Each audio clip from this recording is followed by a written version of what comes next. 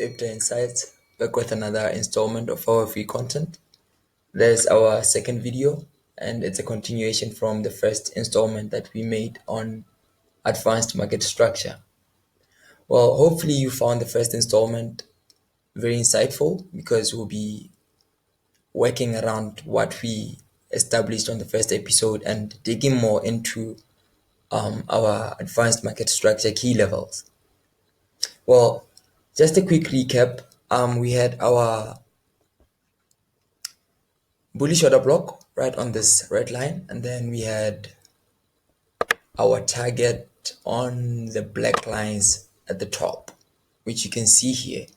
And we established our key levels in terms of advanced market structure. We had the long-term low, a short-term low, intermediate-term lows, and another short-term low. So for today, we'll be digging into the metrics behind this intermediate term lows and how they actually come about. And we'll be dealing with this chart, and then we'll proceed to the last part of our video, which will be focusing on the chart, which is solely different from the futures market, which is a synthetic indices chart, which is, to be precise, somewhere around, we'll choose between boom and crash, and we'll actually dig into it so you can see the dynamics and how flexible this approach can be. Well, let's start off with explaining the details surrounding intermediate term loss. The details surrounding the intermediate term loss. So we already established the fact that intermediate term loss, it has to have a short-term low on the left and a short-term low on the right of it.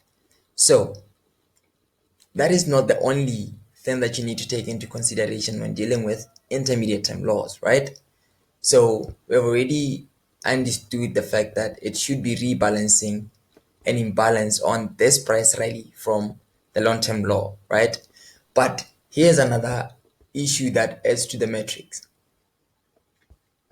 We have this short-term low being taken out.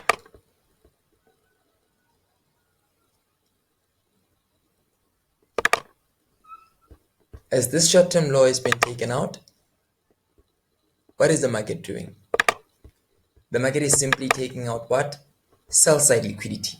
So if the market takes out sell-side liquidity right here, of which, if you want to understand the concepts of liquidity and all surrounding that, you can probably dig into the mentorship or the strategy. It'll be there. It's pretty much elaborated.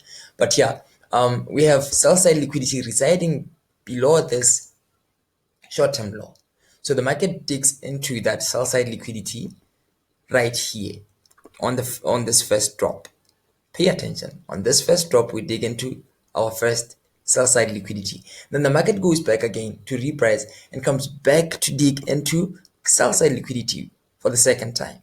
So it took out sell-side liquidity right here on this low, and it took out sell-side liquidity on this short-term low too. And what is it doing? It is rebalancing an imbalance. So we are expecting that since the market has done its part in terms of taking out sell side liquidity, it should start attacking what? Buy side liquidity.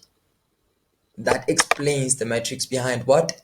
It explains the metrics behind why we expect this low to hold and not be taken out by any further retracements. That is the same logic that is being applied to what? This long-term low. It is taking out what? Sell side liquidity in the form of this short-term low, and in that manner it is digging into our daily bullish order block right there. So we expect it not to be broken as long as our analysis and our bias is accurate. Further, let's proceed to the next intermediate term low. We have this intermediate term low rebalancing this imbalance right here. Let me just zoom into this imbalance so you can see, in case you doubt that we have an imbalance right there. Let me zoom into this area. We have our imbalance right here between this candle's low and this candle's high. That's our imbalance right there. It's a BC. You'll understand that if you dig into the strategy. It's nothing complicated really. Let's zoom out and continue. All right. So we have this intermediate term law.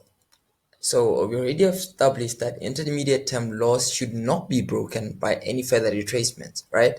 So we have this intermediate term law doing the same thing that this intermediate term law was doing. It is taking out what? It is taking out liquidity in a form of a previous short-term law and doing what? And rebalancing an imbalance. So what do we need to see? We need to see price respecting that level, not going beyond this area since it has already swept what? Sell side liquidity. We can also identify this law here as an intermediate term law. And your question would be, why would you identify that as an intermediate term law when it is not rebalancing an imbalance on the price rally? Well, the logic would be, what is it doing? It is doing the same thing that we was doing on the previous intermediate term laws. It is taking out sell side liquidity in a form of what? Short-term loss. So whenever the market runs short-term loss and takes out that liquidity in order to attack what? Buy side or the opposing side of the market, then that becomes a significant area. It becomes an intermediate term low. So I hope we can proceed from that. I hope that was pretty much clear in terms of intermediate term loss and their significance with regard to liquidity, because it is not only market structure that you should be paying attention to. You should be collaborating it with a lot of concepts, and liquidity is one of the key concepts that you should be collaborating into your analysis. Well, I'll have to dig into market structure shift versus market structure break before we move into our last part of the video, which is an analysis on boom and crash, just to understand that this approach actually works with both forex and synthetic indices and the futures market, which is mostly the indices. So let's try and dig into that.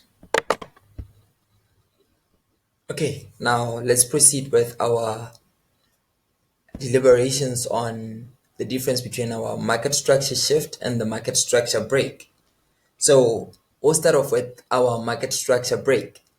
How do we define our market structure break in terms of advanced market structure?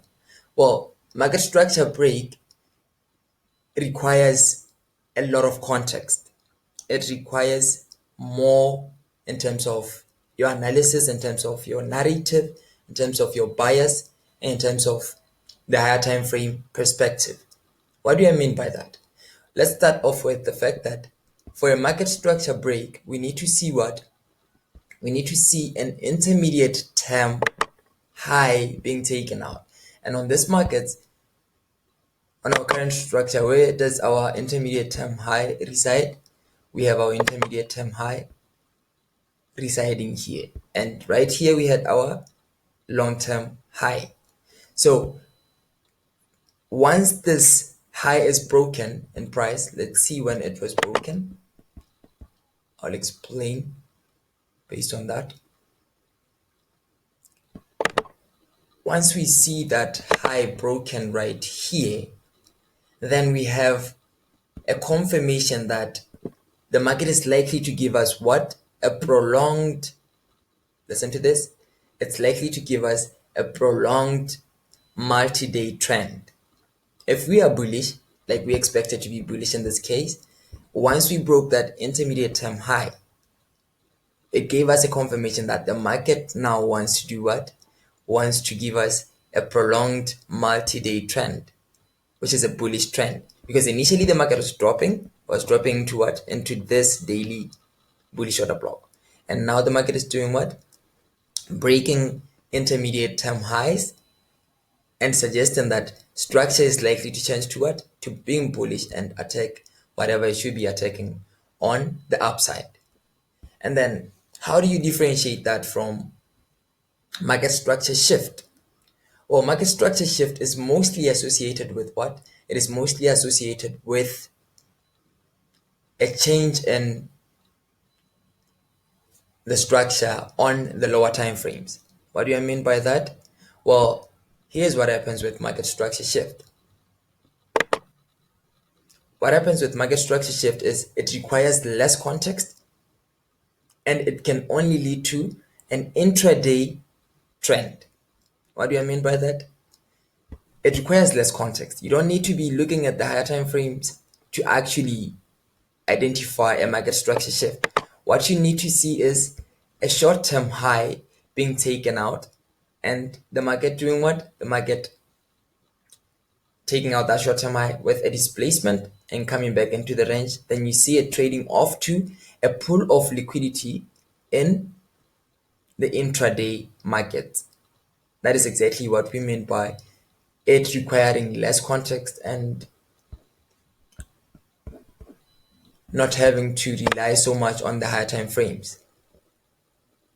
Or I could be annotating a market structure shift, but I'll probably do that on the next slide, which will be focused on synthetics, so we can save time. And the thing with market structure shift is once its rally is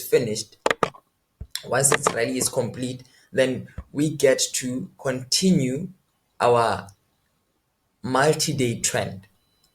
You can have a market structure shift going bearish, right? You can have a market structure shift going bearish in a bullish trend, in a bullish day, and you have a market structure going bearish. Then once that price delivers to a liquidity pool, then we can continue with our pool of liquidity. Not pool of liquidity, rather, but our multi-day trend. So let's proceed to the last part of our analysis.